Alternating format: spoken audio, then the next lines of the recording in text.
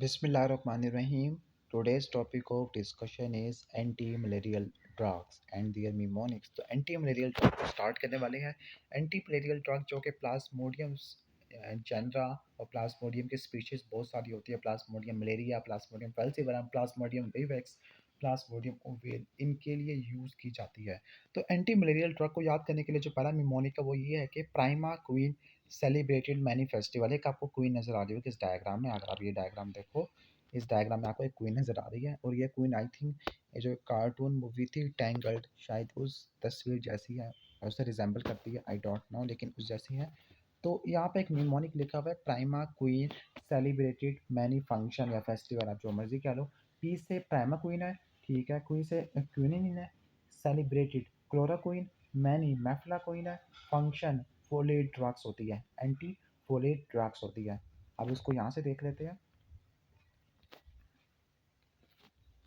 यहाँ पर prima, P से प्राइमा क्वीन, यानी पी से प्राइमा तो प्राइमा क्वीन, क्यू से क्वीनिन है, सेलिब्रेटेड क्लोरोक्वीन, मैनी से मैफला क्वीन है और many festival anti folate drugs.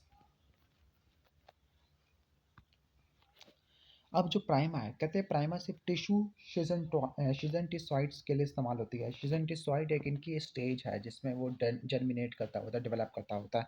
इसको हमने पढ़ना है माइक्रोबायोलॉजी में, मलेरिया वाले टॉपिक के अंदर. दूसरी जो ड्रग्स होती है ना, वो ब्लड शिजनटिसाइड के लिए इस्तेमाल होती है. मेरी ज़बान पे चढ़ नहीं रहा, लेकिन जो स्पेसिफिक होती है, जो टिश्यू के लिए होती है, वो होती है प्राइमाक्विन होती है. ठीक है, अब इनकी नेचर को पढ़ लेते हैं. बाकी सारी तो सिर्फ ब्लड को ख़त्म करने के लिए इस्तेमाल होती है. जो प्राइमा है ये स्पेसिफिक टिश्यू के लिए होती है. पीटी से आपने याद रखना है या टीपी से. जो प्राइमा क्वीन है ये सिंथेटिक 8 अमाइनो क्विनिलीन है. क्विनिन क्या अल्कलॉइड है. क्लोरोक्विन क्या 4 अमाइनो क्विनिलीन है. जबकि मैफ्ला क्वीन क्या है 4 क्विनिलीन डेरिवेटिव है. ठीक है, तो 4 अमाइनो क्विनिलीन क्लोरोक्विन या 8 अमाइनो क्विनिलीन प्राइमाक्विन, 4 क्विनिलोन डेरिवेटिव मैफ्लाक्विन है, या क्विनिलोन प्लस क्वानिल क्लिडीन, तो उसको क्वानिन बोलते हैं. ठीक है, तो ये आपको समझ आ गया होगा इसकी केमिकल स्ट्रक्चर. वैसे तो इसकी केमिस्ट्री इतनी इंपॉर्टेंट नहीं है, लेकिन ये वाला पॉइंट काफ़ी ज़्यादा इंपॉर्टेंट है. टिश्यू के लिए स्पेसिफिक प्राइमा और ब्लड के लिए यूज़ करती है दूसरी ड्रग्स. दूसरी ड्रग्स में कौन कौन सी आती है? एंटीफोलेट आ जाती है, मैफ्लाक्विन आ जाती है, सेलिब्रेटेड में क्लोरोक्विन आ जाती है, क्वीन में क्विनिन आ जाती है, पी से प्राइमाक्विन आ जाती है. अब वन बाय वन इनको स्टार्ट करते हैं. पहला है क्लोरोक्वीन. तो क्लोरोक्वीन क्या करती है, इसका मैकेनिज्म ऑफ एक्शन किया. ये सेल में जाने के बाद जो फूड वैक्यूल होती है, डाइजेस्टिव वैक्यूल्स होते हैं, वहाँ पे एक्यूमुलेट हो जाती है. फिर वहाँ पे एक्यूमुलेट होने के बाद जो हीम होती है, हीम की पोलीमराइजेशन होती है हीमोजीन के अंदर, तो उसकी पोलीमराइजेशन को ब्लॉक कर देती है, जिसकी वजह से हीम की एक्यूमुलेशन होना शुरू हो जाएगी और यही हीम पैरासाइट के लिए साइटोटॉक्सिक होगा.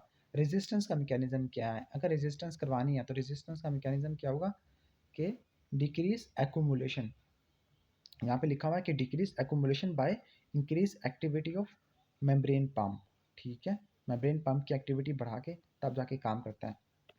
थोड़ा नीचे नहीं हो पा रहा, इसको क्या मसला हो गया. ओके, अब सही हो गया. तो रेजिस्टेंस का पहला मैकेनिज्म क्या हुआ, इनके एक्यूमुलेशन को कम कर देना, जो मेम्ब्रेन इफ्लक्स पंप होते हैं इनकी एक्टिविटी को बढ़ा देना. या फिर ये क्या करती है, इंट्रावास्कुलर एक्यूमुलेशन करवा देती है, क्योंकि ये ब्लड को सक करते होते हैं. और इंट्रावास्कुलर का मतलब इनके बाहर, इनकी बॉडी से बाहर. तो हम इनकी इंट्रा सेलुलर एक्यूमुलेशन इनकी बॉडी के अंदर, इनके सेल के अंदर एक्यूमुलेट नहीं होने देते और ब्लड के अंदर एक्यूमुलेशन करवा देती है. ब्लड के अंदर एक्यूमुलेशन करवाने वाला जो होता है उसको बोलते हैं प्लाज्मोडियम फेल्सीफरम क्लोरोक्वीन रेजिस्टेंट ट्रांसपोर्टर, जो इनकी रेजिस्टेंस करवाता होता है और ये ब्लड के अंदर इनकी एक्यूमुलेशन करवा देता है.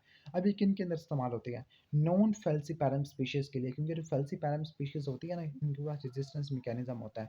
या जो ऐसी फेल्सीपैरम स्पीशी जो ससेप्टिबल होती है, जो सेंसिटिव होती है, ऑटोइम्यून डिजीज रूमेटॉइड आर्थराइटिस के लिए भी इस्तेमाल करती है, या एंटी कैंसर थेरापी के लिए भी इस्तेमाल करती होती है. ठीक है, लेकिन इनका मेन एक्शन क्या होगा, नॉन फेल्सीपैरम और ससेप्टिबल फेल्सीपैरम मलेरिया के लिए.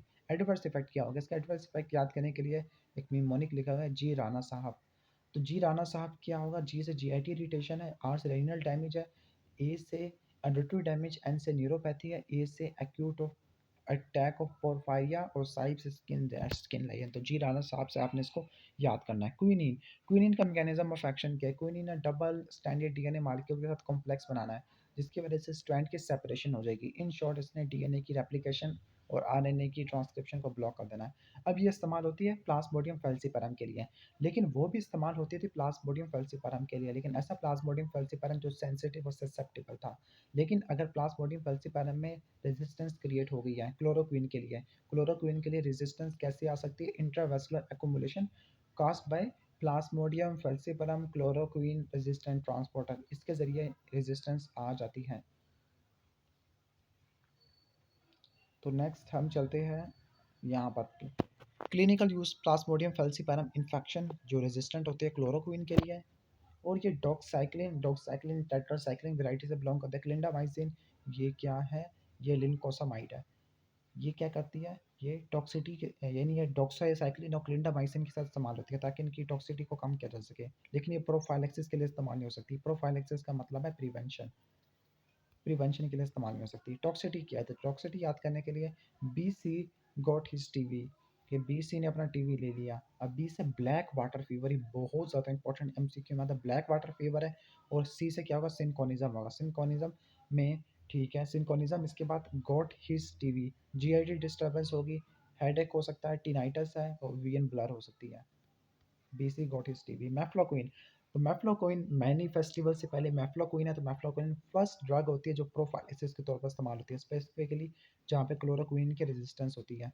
और ये प्रोफाइलिसिस के लिए इस्तेमाल होती है, प्रिवेंशन के लिए इस्तेमाल होती है। और ये अनकॉम्प्लिकेटेड इन्फेक्शन जो प्लाज्मोडियम फैल्सिपारम की वजह से हो सकती है, इसके लिए इस्तेमाल हो सकती है। इसकी टॉक्सिटी क्या है? इसकी टॉक्सिटी को और याद करने के लिए आपने निमोनिक याद रखना है। Psycho cat have some gastric disease. Psychiatric disease, C से कैट से सीरियस डिसऑर्डर्स, ये साइकोकैट है जिसके पास कुछ गैस्ट्रिक डिजीज है।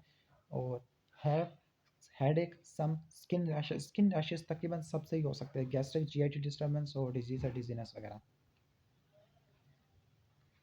प्राइमाक्विन एक और इम्पोर्टेंट ड्रग है जो टिश्यू शिजंटिसाइड है। ठीक है, गैमीटोसाइट है, गैमीट को नुकसान पहुंचा देती है, गैमीट को डिस्ट्रॉय कर देती है। ये होती क्या है? ये क्विनिलोन क्विनिन मेटाबोलाइट होती है। ये करती क्या है? ये इलेक्ट्रॉन ट्रांसफेरिंग रिडॉक्स कंपाउंड है, electron transferring redox compound. In short ये सेल में से क्या करती है? कुछ कंपाउंड्स होते हैं उसमें से इलेक्ट्रॉन को ट्रांसफर कर देती है। उसकी वजह से वो कंपाउंड ऑक्सीडेंट बन जाती है, सेलुलर ऑक्सीडेंट के तौर पे काम आती है, जिसकी वजह से प्लाज्मोडियम के जो गैमीट्स होती हैं उसको किल कर देती है। That is why this is called gametocyte या टिश्यू शिजंटिसाइट। अब इसका फंक्शन क्या है? प्लाज्मोडियम विवेक्स और प्लाज्मोडियम ओवेल इनकी लीवर स्टेजेस होती है, इसको मिनिमाइज करने के लिए ठीक है इस्तेमाल करते हैं। और ये टिश्यू शिजंटिसाइड है। और इसको इस्तेमाल करते हैं ब्लड शिजंटिसाइड के लिए। ब्लड शिजंटिसाइड बाकी सारी होती है ठीक है। और इसका जो एंटीबायोटिक ट्रीटमेंट होता है वो 14 डे का होता है। अब नेक्स्ट आगे चलते हैं। एंटीफोलेट में पैरामिथामीन है, प्रोगवानिल है, सल्टोक्सिन है और डेप्सोन। ये इस्तेमाल होती है एंटीफोलेट ड्रग है। पैरामिथामीन, प्रोगवानिल, डेप्सोन और सल्फाडॉक्सिन है। डेप्सोन आपने पढ़ा था लेप्रोसी के अंदर ठीक है। जो प्रोगवानिल और पैरामिथामीन ये हमने उसमें पढ़ा था ट्राइमेथोपेरी वाले चैप्टर के अंदर। अब ये होती क्या? ये पापा के एंटी मेटाबोलाइट होती है और ये फोलिक एसिड के सिंथेसिस को ब्लॉक कर देती है। क्लिनिकल यूज क्या होगा? ब्लड शिजंटिसाइड है अगेंस्ट प्लाज्मोडियम फैल्सीपैरम के लिए इस्तेमाल होती है ठीक हो गया। और कहते हैं कि पैरामेथामीन और सल्फाडॉक्सोन, अगर पैरामेथामीन अकेले यूज़ करें ना तो वो ब्लड शिजंटिसाइड के लिए है, लेकिन पैराथामीन प्लस सल्फाडॉक्सिन ये इस्तेमाल होके क्या बनाती है? फेनिसीडर बनाती है। क्या बनाती है? फेनसीडार बनाती है। फेनसीडार क्लोरोक्वीन रेजिस्टेंट फ्लैक्सीपैरम के लिए इस्तेमाल होता है। Chloroquine resistant. और इसके साथ जो प्रोगवानिल और एटवाक्यूनोन ये कीमो प्रोफाइलेक्सिस के तौर पर काम आता है। प्रोफाइलेक्सिस का क्या मतलब होता है? प्रिवेंशन ठीक है। जो प्रोगवानिल और एटवाक्यून को मिला के हम मेलेरोनोन बोलते हैं। मेलेरोन ठीक है। मेरी प्रोनाउंसिएशन बहुत ज़्यादा ख़राब है तो आपने प्रोनाउंसिएशन को नहीं बल्कि कॉन्सेप्ट को आपने कैप्चर करना है ठीक है। मेलेरोन और फेंसीडर रेजिस्टेंस के लिए और ट्रीटमेंट के लिए इस्तेमाल होती है। और ये कीमो प्रोफाइलेक्सिस के लिए इस्तेमाल होती है। एडवर्स इफेक्ट क्या होगा? एडवर्स इफेक्ट को याद करने के लिए आपने याद रखना है निमोनिक हिंज, जिस तरह डोर के हिंज होती है। हीमोलिसिस, आई से ड्रग इंटरेक्शन है, एंड से नेफ्रोटिक डैमेज है, और जीआई से जीआईटी डिस्ट्रेस है। अदर एंटीमलेरियल ड्रग कौन कौन सी होती है? डॉक्साइक्लिन, ओमोडियाक्विन है, एटोवाक्विन है, हेलोफेंट्रिन है, आर्टिमेसिनिन है। और ट्रैवलर मलेरिया के लिए कौन सी यूज़ करती है? बहुत इंपॉर्टेंट है ट्रैवलर मलेरिया के लिए ठीक है। तो क्लोरोक्विन हम प्रोफाइलेक्सिस के तौर पर इस्तेमाल करते हैं, लेकिन अगर क्लोरोक्विन के रेजिस्टेंस है तो तब हम यूज़ करेंगे मेफ्लाक्विन। क्या यूज़ करेंगे? मैफ्लाक्विन। और अगर मल्टी ड्रग रेजिस्टेंस है, मैफ्लाक्विन के अगेंस्ट भी रेजिस्टेंस है, तो आप डॉक्साइक्लिन और मेलरोन इस्तेमाल करेंगे। जो प्राइमाक्विन है, ये प्लाज्मोडियम ओवेल प्लाज्मोडियम वाइवेक्स इसके लीवर स्टेजेस को रेडिकेट करने के लिए इस्तेमाल होती है, टर्मिनल प्रोफाइलिसिस के तौर पर इस्तेमाल होती है। तो ये हो गया एंटी मलेरियल ड्रग। तो अगर आपको ये वीडियो अच्छी लगी है तो उसको लाइक करना, और तमाम नोट्स को आप अपनी बुक के ऊपर लिख लेना, मिनी कैट्स के ऊपर लिख लेना, नोट्स के फॉर्म में या फ्लो चार्ट के फॉर्म में बना के लिख लेना। इससे आपको याद करने में बहुत ज़्यादा आसानी होगी। तो फिर मिलते हैं फिर नेक्स्ट वीडियो में, तब तक के लिए अल्लाह हाफिज़। चैनल को ज़रूर सब्सक्राइब कर लीजिएगा अगर आपने नहीं किया तो।